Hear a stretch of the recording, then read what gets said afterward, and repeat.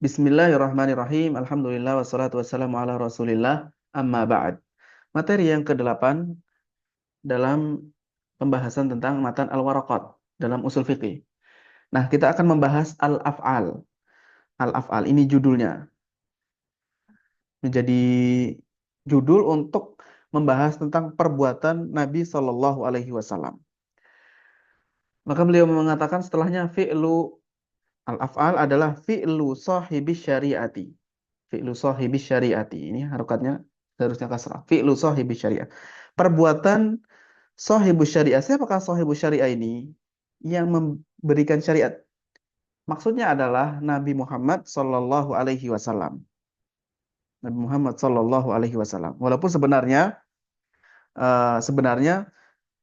secara hakiki yang mensyariatkan adalah Allah Subhanahu Wa Taala, tetapi ini majas. Ya, Rasulullah disifati dengan sahibu syariah, yang memiliki syariat Islam. Begitu maksudnya. Maka perbuatan Rasulullah SAW itu apa hukumnya? La yakhlu imma an yakuna ala wajhil qurbati wa ta'ah au ghairi dzalik. Jadi perbuatan Rasulullah SAW itu ada kemungkinan beliau lakukan sebagai bentuk taqarrub, ibadah, wa ta'ah dan ketaatan, atau bukan karena ketaatan.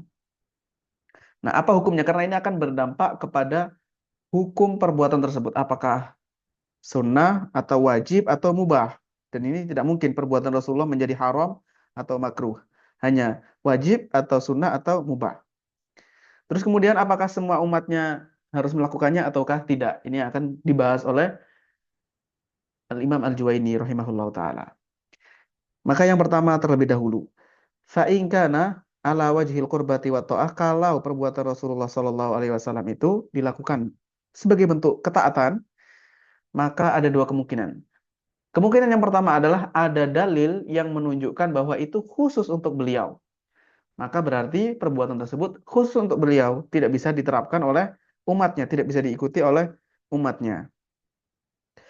Contohnya adalah beliau Shallallahu Alaihi Wasallam bisa menikah lebih dari 4 istri. Ini khusus untuk beliau dan tidak bisa diikuti oleh umatnya. Begitu juga misalnya wisol, puasa dalam bentuk wisol yang disambung tanpa berbuka. Maka ini juga kekhususan beliau yang tidak boleh diikuti oleh umatnya. Tetapi kalau tidak ada dalilnya, ini yang kedua berarti kalau tidak ada dalil yang menunjukkan itu khusus untuk beliau, maka la yukhassasu bihi. Maka tidak boleh ada orang yang mengatakan ini perbuatan khusus untuk Rasulullah. Karena Allah Subhanahu wa taala yaqul, karena Allah Subhanahu wa taala berfirman, laqad kana lakum fi Rasulillahi uswatun hasanah. Sesungguhnya bagi kalian terdapat uswatun hasanah, teladan yang baik dalam diri Rasulullah Shallallahu Alaihi Wasallam. Dan ini kalau tidak ada dalil yang menunjukkan kekhususan, terus kemudian Rasulullah menjalankannya sebagai bentuk ketaatan atau mendekatkan diri kepada Allah, apa hukumnya? Ada 3 pendapat dalam hal ini. Yang pertama adalah pendapat fayuh malu alal wujub, maka hukumnya wajib. Hukumnya adalah wajib. Inda ba'di ashabina. Menurut ulama sebagian dari ashabina. Maksudnya adalah sebagian ulama Syafi'i, dan ini yang paling banyak.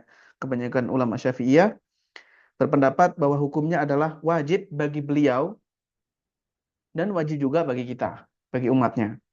Karena ini yang lebih hati-hati. Kemudian pendapat yang kedua, wa min ba'di ashabina man qal, sebagian dari ulama Syafi'iyah ada yang mengatakan yuhmalu ala nadbi. Hukumnya adalah sunnah saja, tidak sampai ke tingkatan wajib. Alasannya ini yang yakin. Jadi karena suatu perintah itu paling minim tingkatannya adalah sunnah. Dan tidak menjadi lazim, tidak menjadi suatu keharusan kecuali ada dalil yang menunjukkan bahwa itu keharusan. Berarti paling minimalnya adalah sunnah saja. Lalu pendapat yang ketiga, wa minhum man qala, sebagian ulama ada yang mengatakan yutawaqqafu anhu. Yutawaqqafu anhu, sebagian ulama Syafi'i ada yang mengatakan tawakuf. Karena ada pertentangan dalil, karena tidak diketahui. Ini kalau tidak ada indikasi, kalau tidak ada yang menunjukkan, dalil yang menunjukkan bahwasanya ini sesuatu yang hukumnya wajib atau sunnah. Tapi kalau sudah diketahui bahwasanya itu wajib bagi Rasulullah Sallallahu Alaihi Wasallam atau sunnah bagi Rasulullah Sallallahu Alaihi Wasallam, maka umatnya juga sama menjadi wajib, menjadi wajib dan menjadi sunnah juga, tergantung hukum tersebut bagaimana untuk Rasulullah Sallallahu Alaihi Wasallam. Selanjutnya adalah wa in kana au ghairi dzalik ini. Selainnya kalau tidak menunjukkan kurba, fa in kana ala wajhi ghairil qurbati wat ta'ah. Kalau itu tidak menunjukkan takarrub, tidak berbentuk ibadah dan ketaatan, maka perbuatan Rasulullah tersebut yuhmalu alal ibaha. Dibawa kepada hukum, jadi menjadi hukum sesuatu yang mubah, boleh dilakukan. Fi haqqihi bagi beliau, wa haqqina dan bagi kita sebagai umatnya. Contohnya perbuatan yang didasari oleh tabiat manusia, beliau duduk, berdiri, berjalan, tidur. Maka ini hukum asalnya adalah tidak menjadi sunnah, tidak menjadi wajib. Tapi hanya sampai ke tingkatan boleh saja. Kemudian selanjutnya adalah tentang iqrar sahibus syariah. Bagaimana ketika Rasulullah SAW iqrar. Iqrar maksudnya adalah Rasulullah SAW tidak mengingkari sesuatu padahal beliau tahu dan mungkin untuk mengingkarinya. Beda kalau Rasulullah SAW tidak mengetahui atau tidak memungkinkan untuk mengingkarinya sekarang. Maslahatnya adalah diingkari nanti, maka itu lain lagi. Jadi ikrar beliau mendiamkan, beliau tidak mengingkari sesuatu dan beliau tahu hal tersebut dan memungkinkan untuk mengingkarinya. Seandainya ada yang seperti itu tidak beliau ingkari, maka iqraru sahibi syariati alal qawli sadiri min ahadin. Ada dua kemungkinan ikrar beliau ini. Yang pertama adalah ucapan. Beliau tidak mengingkari suatu ucapan yang muncul dari seseorang, baik dari sahabat beliau yang tentu saja muslim atau bahkan dari orang yang kafir. Maka ini huwa qaulu sahibi syariah. Menjadi qaulu sahibi syariah. Menjadi seperti ucapan beliau langsung. Walaupun beliau tidak mengungkapkannya.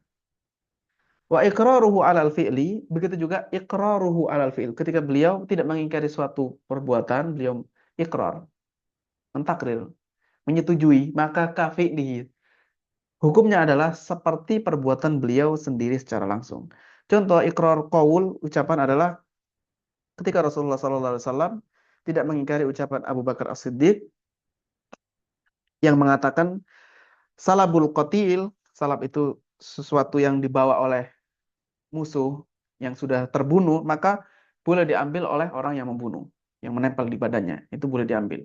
Kemudian juga ikrarnya Khalid ibnul Walid ketika makan ad-dab, ya, memakan ad-dab ini perbuatan.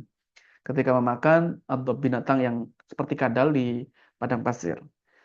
Kemudian berikutnya adalah wa ma fu'ila fi waqtihi. Apa yang sesuatu yang dikerjakan di masa beliau ketika beliau masih hidup. Sesuatu yang terjadi dikerjakan di masa beliau fi ghairi majlisihi, ya, pada saat beliau tidak di situ, ya, tidak dikerjakan di majelisnya Rasulullah, tidak saat hadirnya Rasulullah sallallahu alaihi wasallam.